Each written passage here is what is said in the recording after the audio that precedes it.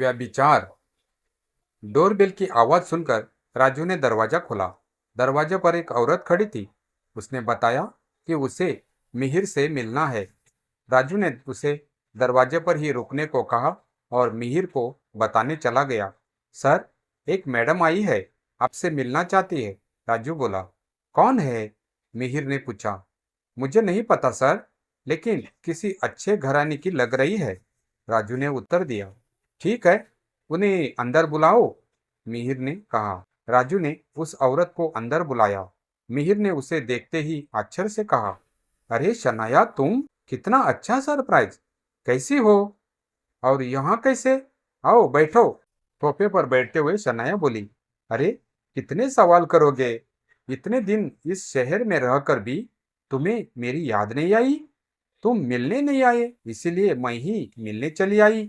अरे शनाया, ऐसी बात नहीं है। असल में मैं 15 दिन पहले ही मुंबई आया हूँ। ऑफिस के काम से फुर्सत ही नहीं मिली।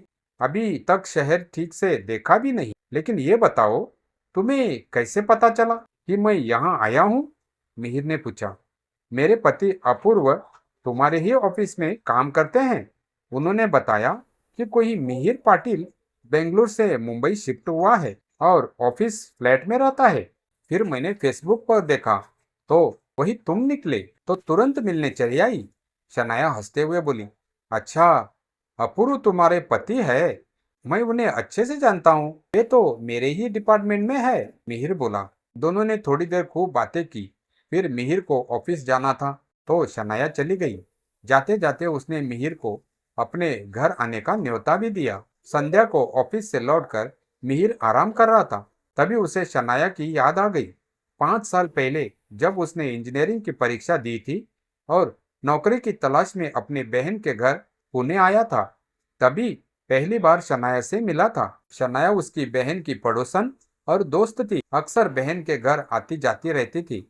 उस समय मिहिर 22 साल का था और शनाया करीब 18 साल की। वह पढ़ाई में अच्छी नहीं थी, बस 10वीं तक किसी तरह पास हुई थी और फिर पढ़ाई छोड़ दी थी।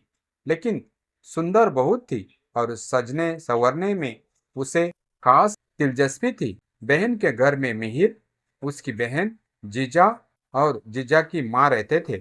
सनाया जब जब आती, ऊपर छत पर जाने के बहाने मिहिर के कमरे में झांक लेती और उससे बातें करती। धीरे धीरे दोनों में आकर्षण बढ़ा। मिहिर भी उसके नजदीक जाने लगा। शनाया को महंगे गहने, कपड़े और गैजेट्स का शौक था। वह कहती कि वह किसी अमीर लड़के से ही शादी करेगी। मिहिर को भी उसमें कुछ गलत न लगता और वह मन ही मन सोचता कि क्यों ना उसकी सारी इच्छाएं पूरी कर दें। दोनों नजदीक आते गए, पर बहन की सास को यह सब समझ आ गया।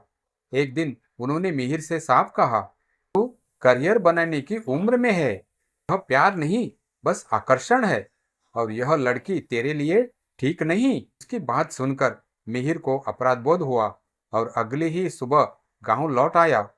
बाद में उसे बेंगलुरु में नौकरी मिल गई। कुछ समय बाद शनाया की शादी भी तय हुई और मिहिर को न्योता भी मिला, लेकिन वह नहीं जा पाया। समय बीता। मिहिर की शादी एक पढ़ी लिखी लड़की से हुई जो बेंगलुरु में ही नौकरी करती थी। वह अक्सर बाहर रहती थी और अब अचानक फिर शनाया सामने आ गई थी। धीरे धीरे शनाया रोज मिहिर के घर आने लगी। कभी उसके लिए खाना लाती, कभी साथ में बाजार जाती। एक दिन वह साड़ियाँ खरीदने ले गई और 25,000 का बिल मिहिर से दिलवा दिया। फिर 1,75,000 का नेकलेस भी उसी से खरीदवाया। कुछ दिन बाद उसने कहा कि अपूर्व बाहर गया है, वह अकेले है, इसीलिए मिहिर को फिल्म देखने चलना होगा। मिहिर मना न कर सका। सिनेमा घर में वह उससे लग कर बैठी रही। फिल्म के बाद दोनों ने साथ डिनर किया। रात को उसने बहाना बनाया कि घर की चाबी भूल गई है, तो मिहिर के घर ही रुक गई। मिहिर ने उसे अपने कमरे में सुला दिया और खुद हॉल में सो गया। आधी रात को अचानक मिहिर को महसूस हुआ कोई उसके ऊपर झुका है। उसने देखा, शनाया थी। वह गुस्से से बोला, ये क्या कर रही हो? तुम शादीशुदा हो, तुम्हें शर्म नहीं आती? तुम्हारा पति इतना अच्छा है और तुम उसे धोखा दे रही हो। मैं अपनी पत्नी के अलावा किसी का नहीं हो सकता। तुम्हें समझ आना चाहिए कि यह व्यभिचार है। जाओ यहाँ से, सुबह होते ही निकल जाना। शनाया बिफर गई। तेरी हिम्मत कि तू मुझे मना करे। मैं सबको बता दूंगी कि तूने मुझ पर जबरदस्ती की। मिहिर बोला, बस चुप रहो, मैंने सब रिकॉर्ड कर लिया है। तुम्हारे हरकतों का सबूत मेरे पास है। यह सुनकर शनाया शर्मिंदा हो गई और गिड़गिड़ाने लगी। नहीं मिहिर, कृपया मुझे छोड़ दो। मेरे पति मेरे इच्छाएं पूरी नहीं करता। मुझे तुमसे बहुत उम्मीदें हैं। लेकिन मिहिर सख्ती से बोला, बस मेरे जाल में दोबारा मत आना।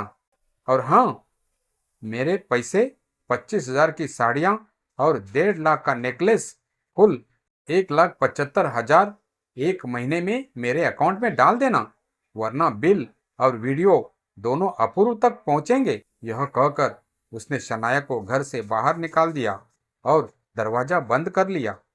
मिहिर ने अपनी संयम और बुद्धिमानी से खुद को बचा लिया और शनाया को भी और गहराई में गिरने से रोका। सुबह उठकर मिहिर ऑफिस चला गया। वह दिखाना चाहता था कि उसके जीवन पर शायाना का कोई असर नहीं पड़ा, लेकिन भीतर से उसका मन बहुत विचलित था। पूरे दिन वह यही सोचता रहा कि यदि उसने संयम न रखा होता तो उसकी इज्जत और करियर दोनों पर संकट आ सकता था। दूसरी ओर शनाया का मन ग्लानि और गुस्से से भरा था। उसे लगा कि मिहिर ने उसकी इच्छाओं को ठुकराकर उसका अपमान किया है, परंतु भीतर ही भीतर उसे यह भी समझ आ गया था कि वह गलत रास्ते पर चल रही है। शाम को अपूर्व घर लौटा। वह बिल्कुल अनजान था कि उसकी पत्नी और मिहिर के बीच क्या हुआ, लेकिन शनाया के चेहरे की बेचैनी और घबराहट को देखकर उसे कुछ अजीब जरूर लगा। कुछ दिनों तक शनाया ने मिहिर के पास जाने की हिम्मत नहीं की। वह अपने अपराध बोध और डर से जूझती रही। इसी बीच मिहिर के अपने अकाउंट में पैसे आने का इंतजार किया। ठीक एक हफ्ते बाद 1,75,000 रुपये उसके अकाउंट में ट्रांसफर हो गए। मिहिर ने राहत की सांस ली और मन ही मन सोचा, अच्छा हुआ मैंने समय रहते अपने विवेक से काम लिया, वरना मेरी जिंदगी और शादी दोनों बर्बाद हो सकते थे। लेकिन कहानी यही खत्म नहीं हुई। कुछ महीनों बाद अपूर्व को ऑफिस में प्रमोशन मिला और वह अपनी पत्नी के साथ एक नए शहर में शिफ्ट हो गया। जाते समय उसने मिहिर से कहा, मिहिर, शुक्रिया, तुमने शनाया का बहुत साथ दिया इन दिनों। वो अक्सर तुम्हारे बारे में बातें करती थी। सच कहूँ तो मुझे हमेशा भरोसा रहा कि तुम जैसे ईमानदार इंसान के सामने मेरी पत्नी सुरक्षित है। मिहिर मुस्कुरा दिया, लेकिन उसके दिल में हल्की सी चुभन थी। उसने सोचा, कभी कभी सच्चाई बताना किसी की जिंदगी तोड़ सकता है। शायद अपूर्व सच्चाई जान लेता तो उसकी दुनिया बिखर जाती। अच्छा ही हुआ कि सब सही समय पर थम गया। इस घटना ने मिहिर को और मजबूत बना दिया। उसने ठान लिया कि अब कभी किसी आकर्षण या भावनात्मक कमजोरी को अपने जीवन की सच्चाई पर हावी नहीं होने देगा।